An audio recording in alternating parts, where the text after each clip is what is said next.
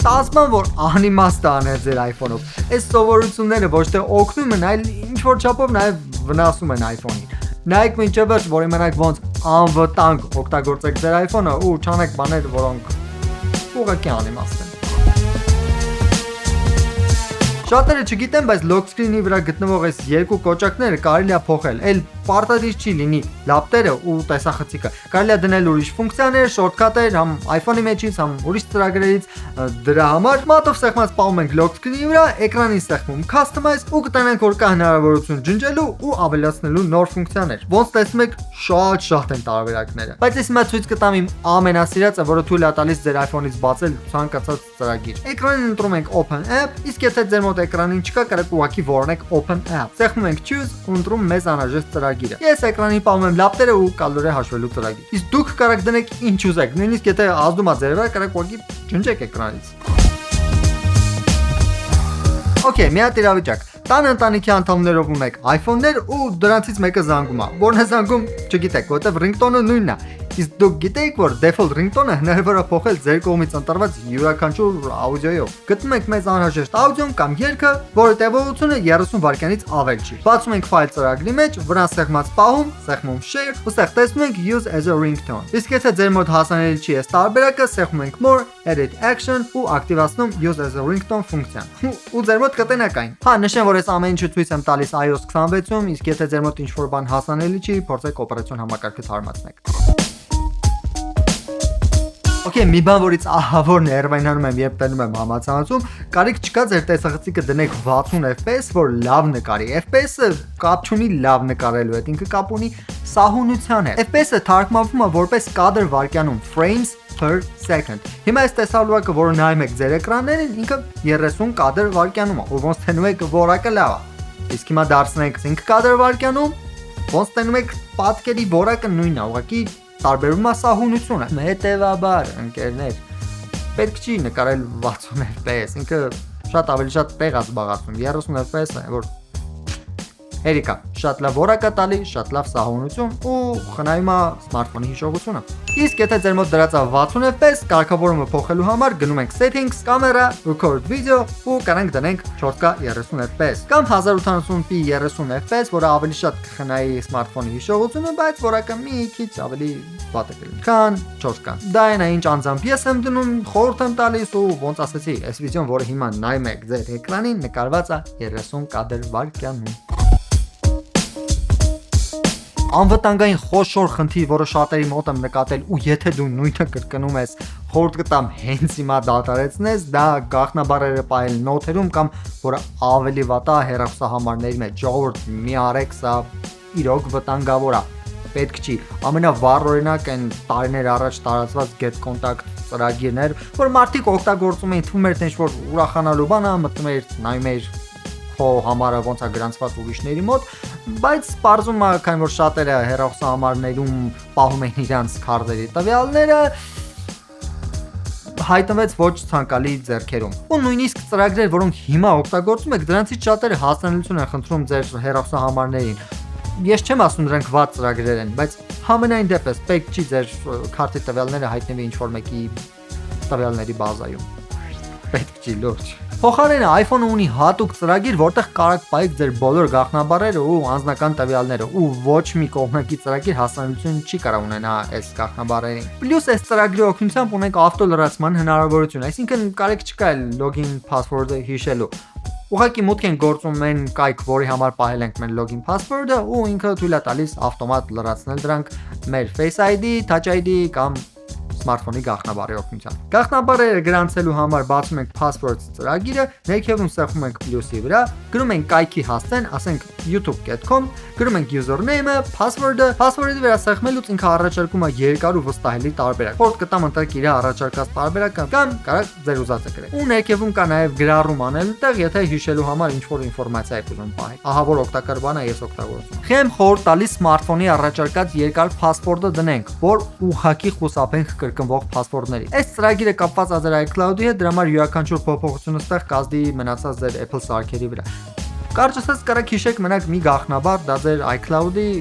Apple ID-ի գաղտնաբառն է։ Հետևաբար, այս փաստը իմանալով ձեր iCloud-ի գաղտնաբառը ոչ մեկին չտակ, ոչ մի պայմանում կամ ուրիշի iCloud-ը բացեք ձեր սարքի վրա։ Սա շատ տարածված խաբեության միջոց է, ժողովուրդ։ Ձեր iCloud-ի գաղտնաբառը մենակ ձերն է ու վсё, էլ ոչ մեկին չի, ոչ մեկին չտակ։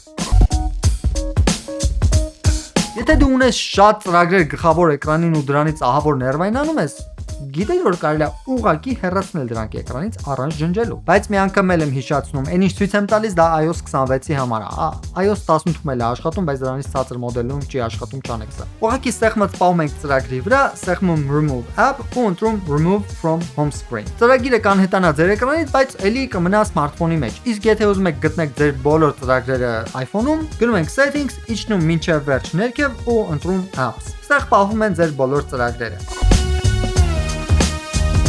Շատ մարդկանց մոտ նկատում եմ, որ անջատում են Wi-Fi-ը, Bluetooth-ը ու ինչ-որ ֆունկցիաներ, որ մարդոց խնայեն, բայց ասեմ դա այդքան էլ տենց չի։ Հա, հանուն արդարության, որ սմարթֆոնի մեծամասնությունը անջատեք, կխնայեք ինչ-որ չափով մարդոց, բայց նախ առաջին սմարթֆոնը այդքան էլ չգվայելի, ֆունկցիաները լավ չեն աշխատի ու մեկը ոնց էլ անեք, ասենք մի օր ավել մարդկոցի կյանք չեք ստանալու։ Ու հաստատ համացանցում տեսած կլինեք վիդեոները, որ ասում են գնա ես անջատի, անջատի, որ սմարթֆոնը ավելի երկար աշխատի, բայց ոչ մեկ ռեալ ցույց չի տալիս, թե ինչքան երկար կաշխատի։ Բայց ես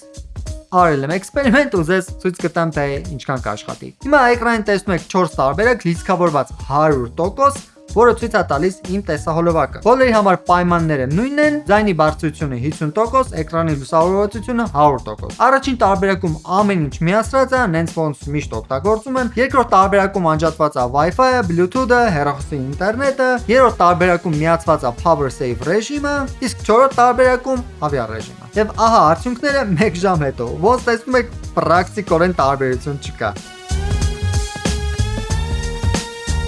Հանուն արդարության ահավոր զարմացած էի, մտածում էի մի քանի տոկոսի տարբերություն գոնե պետքա լինի, դրա համար մի անգամ էլ արեցի թեստը, ամեն ինչ միացած, նենց ոնց օգտագործում էի,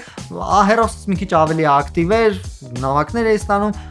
դրա համար տոկոսը մի քիչ իջավ, հա, 4% տարբերություն, բայց դա այդքան էլ էական չի։ Հա, եթե ինչ-որ ամայի տեղ եք գնացել, որտեղ չկա էլեկտրականություն ու այդ մի քանի տոկոսը ձեր համար շատ կարևոր է,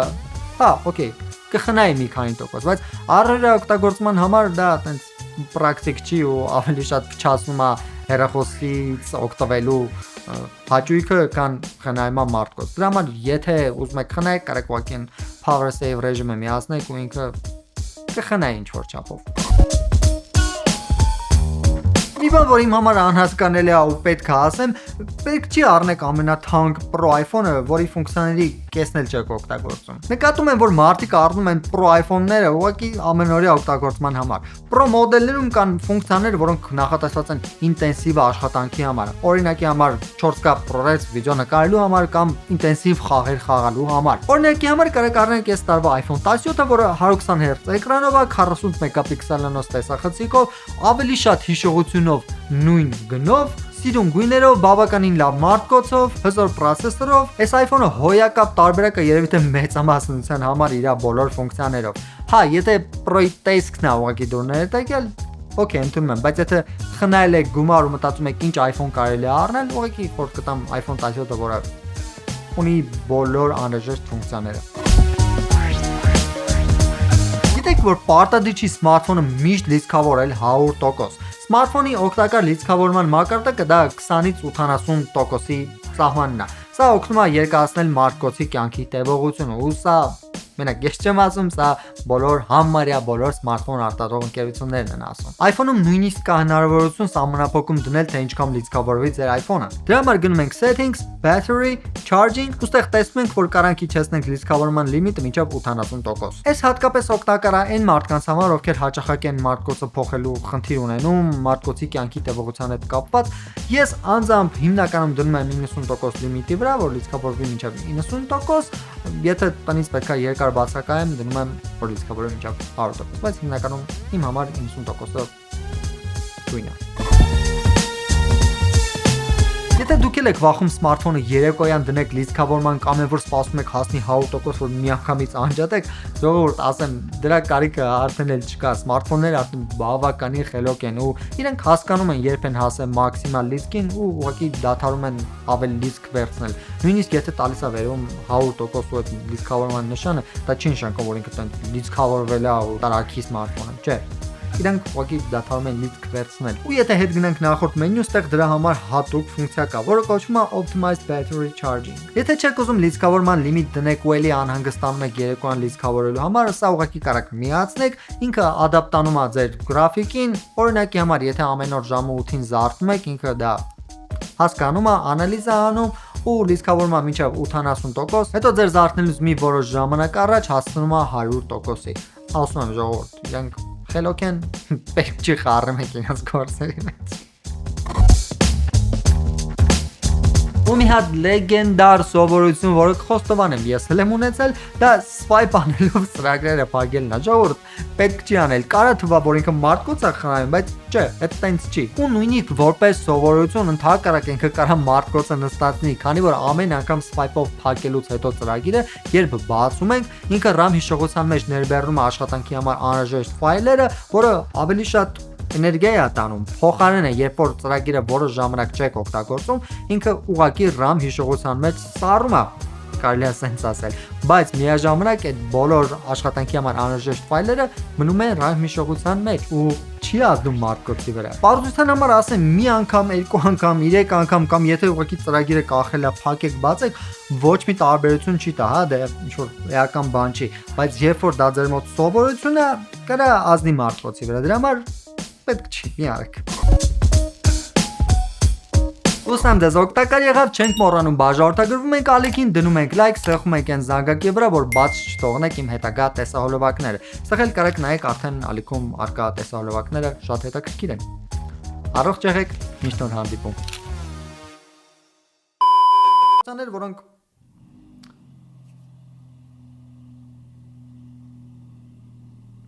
լավն է ձենը։ Խանգարեց, բայց ձենը լավ է։ Ինչ որ սպորտային ավտոյա։